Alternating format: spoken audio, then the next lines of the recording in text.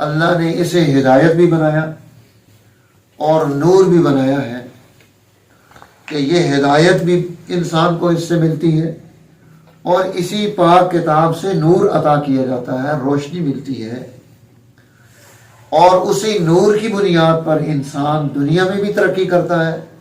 آخرت میں بھی ترقی کرتا ہے۔ قیامت کے دن جب ایمان والی جماعت اپنے ایمان اور اعمال کے نور میں آگے بڑھے گی تو جنہوں نے دنیا میں یہ نور جمع نہیں کیا وہ ان سے کہیں گے انظرونا نقتبس من نورکم، ذرا ٹھہرو نا، ہم بھی تمہاری روشنی سے روشنی حاصل کر لیں اور ہم بھی یہ پل صراط کراس کر جائیں، ہم ان گھاٹیوں سے گزر جائیں، یہ پریشان کن دور ہمارا ختم ہو جائے۔ انظرونا نقتبس من نورکم، تو ان کو اعلان کیا جائے گا قیل ارجعوا وراءکم فالتمسوا نورا، جاؤ واپس دنیا میں اور وہاں سے اپنی روشنی لے کر آؤ۔ فضرب بینہم بسور لہ باب، ان کے درمیان میں ایک دیوار کھڑی کر دی جائے گی، اس دیوار کے اندر ایک دروازہ رکھا جائے گا، باطنہ فیہ الرحمہ وظاہرہ من قبلہ العذاب، اس کے پیچھے رحمتیں ہوں گی، وہاں پر برکتیں ہوں گی، وہاں پر عنایات ملیں گی اللہ کی، وہاں پر تجلیات کا نزول ہوگا، اور جو اس طرف ہے فرمایا کہ یہاں عذاب ہے، اللہ کا غضب ہے۔ تو قرآن یہ دنیا میں نور بن کر آیا، اسی لیے فرمایا علیک بتلاوت القرآن،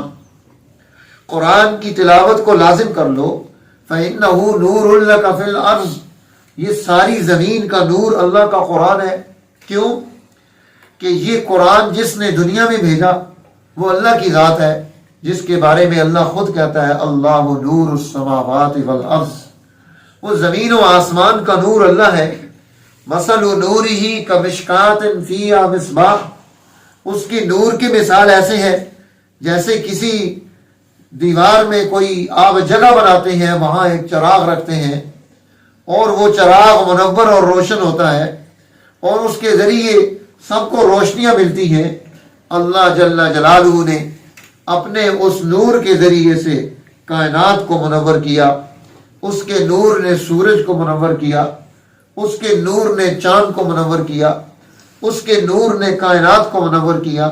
اس کے نور نے انسان کے اندر ایک نورانیت پیدا کی، اور اس نور کو بنانے اور قائم رکھنے کے لیے اللہ نے دنیا میں پیغمبر بھیجے، رسول بھیجے، ہادی بھیجے،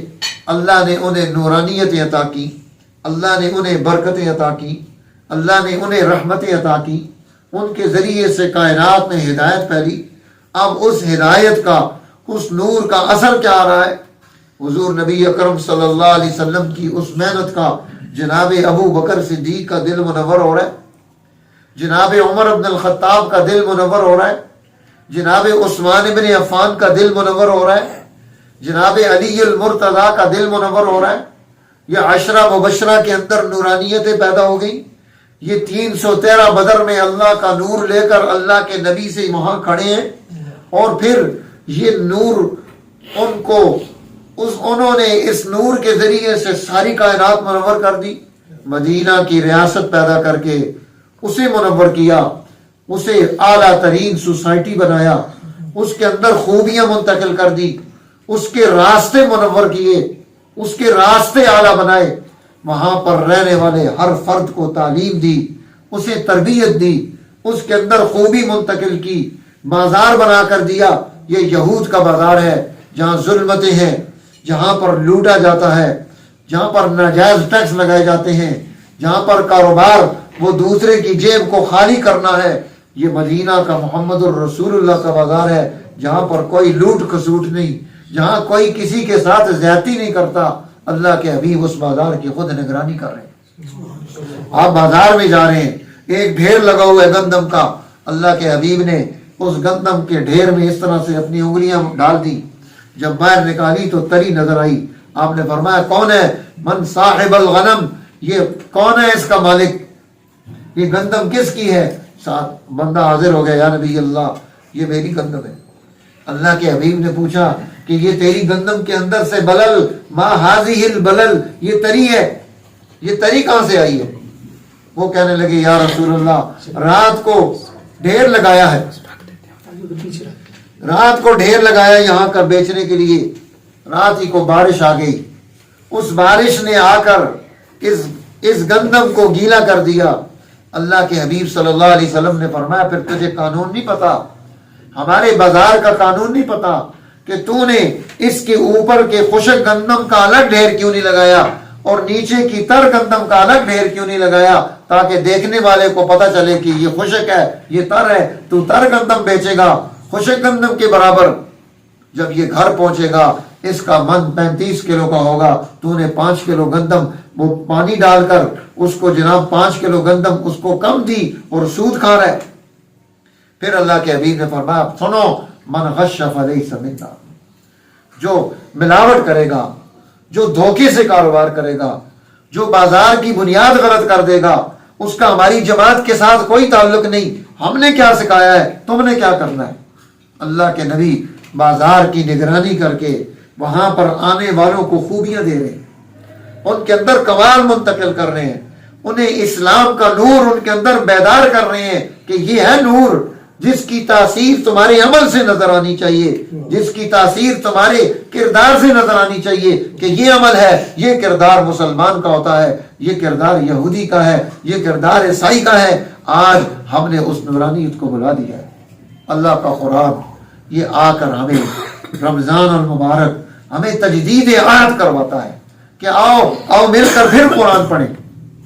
آؤ مل کر پھر قرآن سنیں، آؤ مل کر پھر نماز پڑھیں، اپنے اندر کی ظلمتوں کو نکالیں، اپنے اندر کی نورانیت کو اجاگر کریں، تاکہ ہمیں نظر آئے کہ ہم نے آگے ہماری منزل کیا ہے، ہم نے کہاں جانا ہے، ہم نے کیا کرنا ہے، اس سوسائٹی میں ہم کیوں آئے ہیں۔ اَفَحَسِبْتُمْ أَنَّمَا خَلَقْنَاكُمْ عَبَثًا، کیا تم یہ سمجھتے ہو تمہیں ویسے ہی پیدا کر دیا گیا؟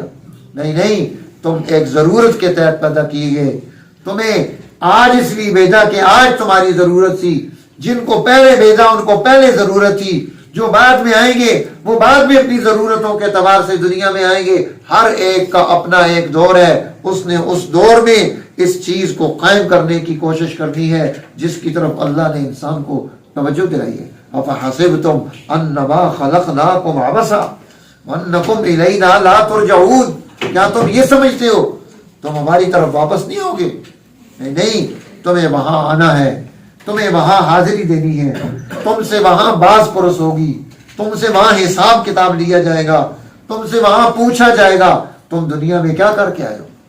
تمہاری زندگی کا مقصد کیا تھا، تمہارا مدعا کیا تھا، تمہاری عمر کہاں گزری تھی، تمہاری جوانی کہاں گزری تھی، تم کیا کر رہے تھے، تم کر کے کیا آئے ہو، اللہ جل جلالہ ہر ایک سے پوچھے۔ اس لیے فرمایا اللہ جل جلالہ نے کہ یہ ہے دین، یہ ہے قرآن، یہ ہمیں دنیا میں اس نورانیت کو قائم کر کے اسے سیدھا درست کرنے کی ہمیں توجہ دلاتا ہے کہ ہم اس کی طرف آگے بڑھیں۔ آج جب دیکھو نورانیت ختم ہوئی، ظلمتیں پیدا ہوئیں، نتیجہ کیا نکلا؟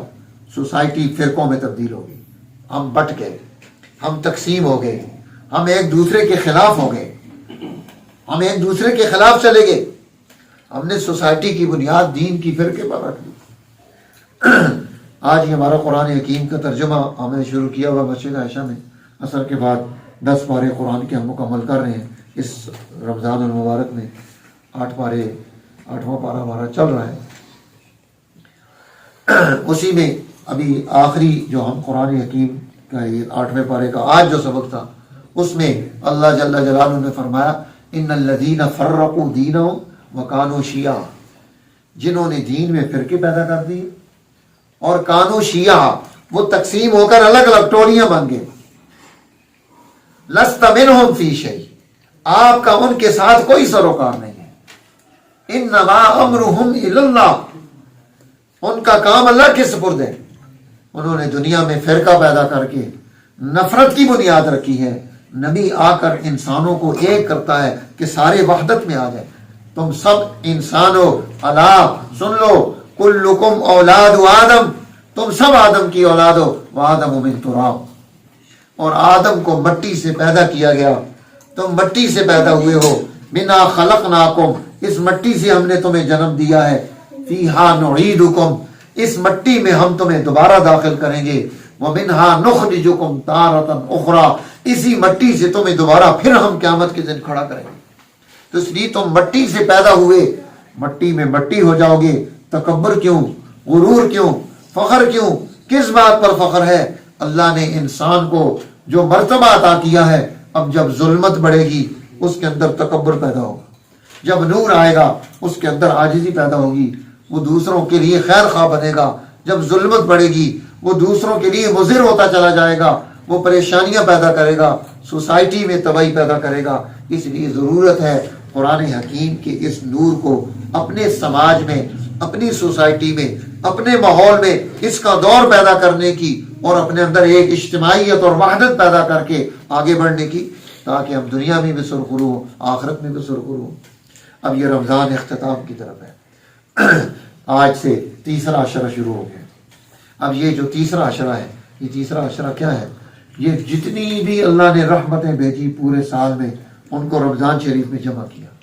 اور ان تمام رحمتوں کو جو پورے سال اور رمضان میں آئی آخری عشرے میں جمع کر دیے کہ بندو اٹھو، اب ان رحمتوں کو سمیٹ لو۔ حدیث پاک میں آتا ہے اللہ کے نبی شد میزرا، آپ اپنی کمر کس لیتے، ایقظ اہلا، آپ اپنے گھر والوں کو بھی کھڑا کر دیتے، اٹھو اب رحمت خدا بندی جوبن میں ہے اور یہ واپسی کی طرف ہے، جو کچھ کھینچ کر لے سکتے ہو لے لو، جو چھین سکتے ہو اور رحمت میں سے چھین لو، یہ تمہیں فائدہ دے گی۔ اس لیے یہ ایام یہ غفلت کے نہیں، ہمارے سارے بزرگ ان ایام کو بہت ہی اہتمام کے ساتھ، بہت ہی توجہ کے ساتھ، للہیت کے ساتھ گزارتے ہیں۔ حضرت مولانا عبید اللہ سنگھ جی رحمۃ اللہ علیہ فرماتے ہیں یہ مہینہ اللہ نے مسلمانوں کو یہ کھانے پینے کے لیے، کاروبار کے لیے نہیں دیا، یہ مہینہ اللہ نے مسلمانوں کو دیا ہے اس لیے کہ وہ اپنی تربیت کریں۔ اس مہینے 2 مہینے تربیت کے ہیں، ایک حج کا مہینہ اور ایک یہ رمضان کا مہینہ، کہ یہ تربیت کر کے مسلمان اپنے اندر قومی، بین الاقوامی اور انسانی صفات منتقل کر کے وہ دنیا کو نیا دور دے۔ آج دنیا پریشانی میں مبتلا ہے، ہر طرف ظلمت ہی ظلمت ہے، ہر طرف ناجائز ہی ناجائز ہے، ہر طرف بد اخلاقیاں جنم لے چکی ہیں، سوشل میڈیا کا دور ہے۔ آج ہم اس کے اثرات اپنی سوسائٹی اور زندگی میں دیکھ رہے ہیں، اس لیے ضرورت ہے آپ اس کی طرف آگے بڑھیں۔ الحمدللہ ہم نے یہاں یہ آخری عشرہ جو ہے، ابھی میں ارشد بھائی سے بات کر رہا تھا کہ آخری عشرہ ادارہ تعلیمات شرعیہ میں جہاں ہمارے پاس طلباء کرام بچے پڑھتے ہیں، بچیاں پڑھتی ہیں، یہ آخری عشرے میں ہم نے رات کو قیام اللیل کا سلسلہ شروع کیا ہوا ہے۔ یہ گزشتہ 20-25 سال سے چل رہا ہے، لیکن اس سال ہم نے اس کو اپ گریڈ کیا ہے کہ تھوڑا مزید اس میں بہتری آئے، اور اس کے لیے نماز عشاء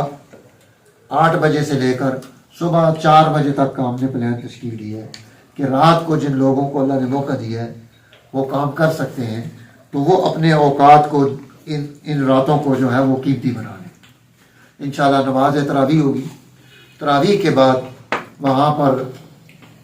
جو ہے درس حدیث شریف ہوگا، اس کے بعد محفل ذکر ہوگی، پھر اس کے بعد انفرادی عبادات اور جو ہے نا وہ صلاۃ التسبیح وغیرہ پڑھی جائے گی، پھر آخر میں 3:45 بجے سے 3:45 بجے تک ہم قیام اللیل تہجد کی نماز ادا کریں گے، اور اس میں جو قرآن حکیم پڑھا جائے گا۔ تو یہ ایک شیڈول ہم ترتیب دے رہے ہیں کہ ہمارے دوست احباب سارے یہ جو راتیں ہیں آخری 10 وہ اہتمام کے ساتھ گزاریں،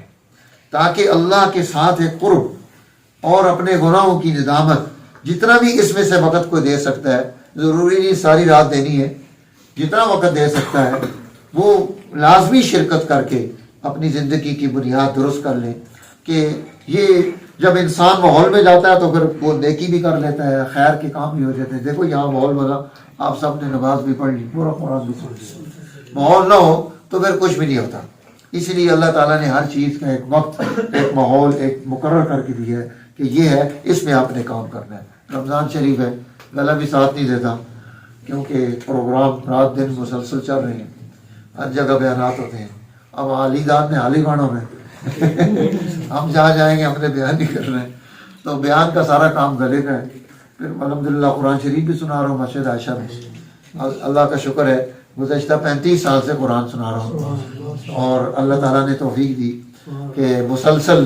یہ اللہ کے قرآن کا سلسلہ یہ جو ہے نا یہ اللہ نے ہمیں عطا کیا ہے کہ قرآن سنایا جا رہا ہے۔